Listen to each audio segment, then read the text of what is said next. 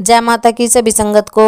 आज का विषय है कि ऊत पितरों का थान घर में बना सकते हैं या नहीं, और अगर ऊत पितरों का थान घर में है तो क्या करें, और अगर हमारा उनका थान नहीं बना हुआ है या हम उनको नहीं पूजते हैं पर हमारे घर में ऊत है तो उनके निमित्त हम क्या पूजा पाठ कर सकते हैं, और क्या इनको पूजना सही है, क्या इनको पूजने के नुकसान होते हैं, और अगर हम इनको नहीं पूजते हैं तो किन किन परेशानियों का जीवन में सामना करना पड़ता है। और क्योंकि हम ये नर्कलोक ही है जिसमें हम अपने पिछले जन्म के कर्मों का हिसाब देने के लिए आए हैं, इसीलिए इंसान को बोला जाता है कि आप अच्छे कर्म करिए, हमेशा सबका भले की सोचिए। अगर भला नहीं कर सकते तो किसी का बुरा भी ना करें, क्योंकि बुरा करने से आपके जो पुण्य होते हैं उनका क्षय हो जाता है।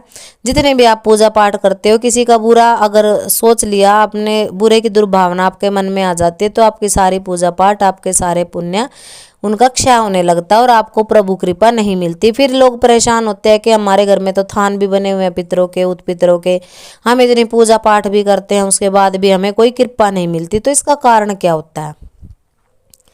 देखिए, जिनके घर में 3 साल की उम्र से ऊपर के जो बच्चे होते हैं, अब इसमें लड़का भी हो सकता है, लड़की भी हो सकती है, जो गुजर गए हैं, जिन्होंने बचपन भी नहीं जिया, जवानी भी नहीं जी पाए, तो वो लोग जब इस संसार से चले जाते हैं तो उनकी आत्माएं जो होती है वो ऊत पितर बन के, मतलब कि एक सूक्ष्म शरीर में यहाँ पर विचरती रहती है। कहने का मतलब ये है कि उनकी मुक्ति नहीं हो पाती, गति नहीं हो पाती। और कुछ लोग ऐसे भी होते हैं कि जो है कि इसको पाखंड मानते हैं कि ऐसा कुछ नहीं होता, बस ये कह के अपना पीछा छुड़वा लेते हैं, ऐसा कुछ नहीं होता। परंतु क्या होता है, चाहे वो सत्संग में चले जाएं, चाहे वो देवी देवताओं की पूजा पाठ कर ले, चाहे वो हवन करवा ले, चाहे वो व्रत कर ले, कुछ भी कर ले, कि उनके जीवन से परेशानियों का अंत कभी नहीं होता।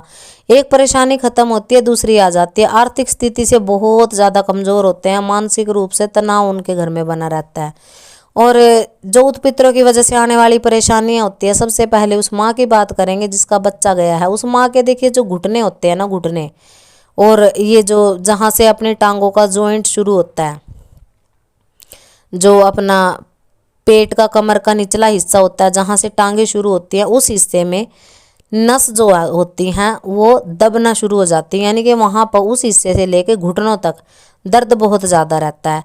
और जो जिनके घुटनों में बहुत ज़्यादा परेशानी है और पिंडलियाँ होती है घुटने से नीचे का हिस्सा, वहाँ पर हमेशा उनको दर्द बना रहेगा। और टांगे जो होती है, कहने का मतलब ये टांगे जो होती हैं सबसे पहले ख़त्म कर दी जाती हैं जिनके घर में ऊत पितर होते हैं, अगर वो प्रेत के रूप में रह रहे हैं तो। और प्रेत के रूप में तो तकरीबन सभी के घरों में रहते हैं। क्यों? क्योंकि उनके नाम की जो पूजा पाठ, कर्म कांड, उनकी मुक्ति के जो उपाय होते हैं वो कोई नहीं करता, क्योंकि आम समाज है, गरीब समाज है। पहली बात तो ज्ञान की कमी है, दूसरी बात फिर उनके पास इतना धन नहीं होता, क्योंकि पंडितों के भी बहुत ज़्यादा हाई चार्ज रहते हैं। 40,000, 30,000, 15,000, 20,000, इससे कम में तो कोई पाठ या कर्म कांड करते ही नहीं। अब पंडित अपनी जगह सही होते हैं, क्यों? क्योंकि भाई उन्होंने भी विद्या सीखी है, गुरुकुल में पढ़ाई करी है और उनका वो पेशा होता है। तो अब ये मानने वाली बात है कि अगर कोई आपका कार्य करता है तो फीस तो भैया लगती है। तो जो परेशानियां हैं, दूसरी सबसे बड़ी परेशानी क्या होती है कि आर्थिक स्थिति से उस इंसान को बिल्कुल ख़त्म कर देते हैं। उसकी जो मान सम्मान होता है उसकी हमेशा हानि होती है। यानी कि दुनिया में जिस समाज में वो रहते हैं वहाँ पर उनका मान सम्मान घटना शुरू हो जाता है। जब उनके काम धंधे में बरकत नहीं रहती, कर्ज की स्थिति जब बन जाती है और वो लोगों से पैसा लेकर के लौटा नहीं पाते हैं, तो वहाँ पे अपमान भी उनको झेलना पड़ता है। अपने घर परिवार के जितने सदस्य होते हैं, जैसे आम समाज है, वहाँ से कलह का वातावरण हमेशा बने रहेगा और उनसे भी इंसान दूर होने लग जाता है। यानी कि कुल मिलाकर के उनको समाज से कट के रहना पड़ता है। एक ये कह लो कि नारकीय जीवन उनका रहता है।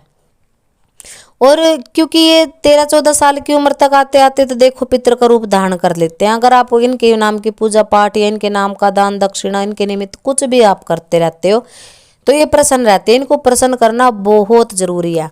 अब बात कर लेते हैं थान की, कि इनके थान होने चाहिए या नहीं। पहली बात तो पितरों का थान घर में कभी भी ना बनवाएं, कभी भी नहीं।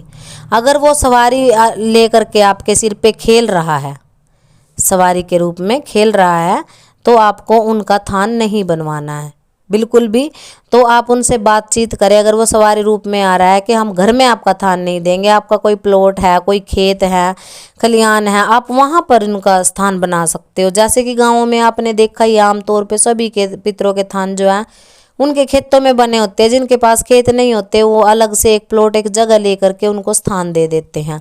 अब कुछ लोगों ने अपने घरों की छतों पे भी पितरों को स्थान दे रखा है, परंतु घर की छत पे अगर स्थान दे दिया जाता है उसमें कंडीशन एक रहती है कि जहाँ पे उनका स्थान है उसके नीचे कोई व्यक्ति सोना नहीं चाहिए, बाथरूम वगैरह नहीं बननी चाहिए। आप कबाड़ भर देते हो वहाँ पे, के स्टोर बना दिया, उसमें कबाड़ ठूस दिया, उसके नीचे से वो जगह खाली रहनी चाहिए।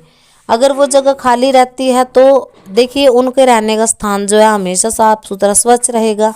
आपको उनकी सेवा भी करते रहनी पड़ती है, और इनकी सेवा जो है बिल्कुल ही साधारण होती है। वैसे तो पूजा पाठ कर्म कांड करवा के कुछ दिन पंडित जो है पीपल की सेवा आपको बताते हैं कि पीपल को सींचना चाहिए, और सरसों के तेल का दीपक शाम के समय पीपल के नीचे लगाना चाहिए। 41 दिन की सेवा में आता है। अपने पितरों को जो है दूध और पानी यानी कि कुल मिलाकर के कच्ची लस्सी से स्नान आपको करवाना चाहिए। बताशे वगैरह सफ़ेद जो भोग होता है वो इनको चढ़ाना चाहिए, जैसे खीर का भोग लगा सकते हो आप।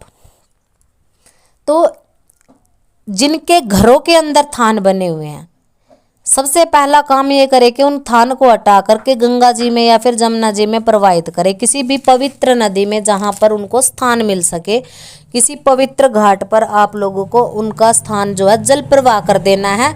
और उसके बाद अगर आप स्थान देने के लिए आपके पास अन्य जगह है और वो बार बार डिमांड कर रहा है, मांग कर रहा है कि अगर मेरा थान नहीं दोगे, मुझे पूजना है घर में, तो मैं तुम्हारे कुल का वंश का नाश करूंगा। तो इस स्थिति में अगर आप थान नहीं देना चाहते हो, आपके पास जगह नहीं है, आपके पास कोई प्लॉट नहीं है, खेत नहीं है, और घर में थान नहीं देना, तो क्या करना है, आप जिस भी इष्ट जो आपकी कुल की देवी हैं, जिस भी इष्ट की आप पूजा करते हो, उस इष्ट की सेवा उठा करके आपको भक्ति करनी पड़ेगी और उसकी ज्योति में उसको मनाना पड़ेगा। जो भी आपके घर का पित्र है, ऊत पित्र है, उस ज्योति में उसको मना करके उस इष्ट के नीचे स्थान दे दीजिए उसको। यानी कि कुल मिलाकर के ईंटों का जो थान होता है वो नहीं बनाना है, ज्योति के अंदर उसको स्थान दीजिए, माँ के चरणों में स्थान दे दीजिए।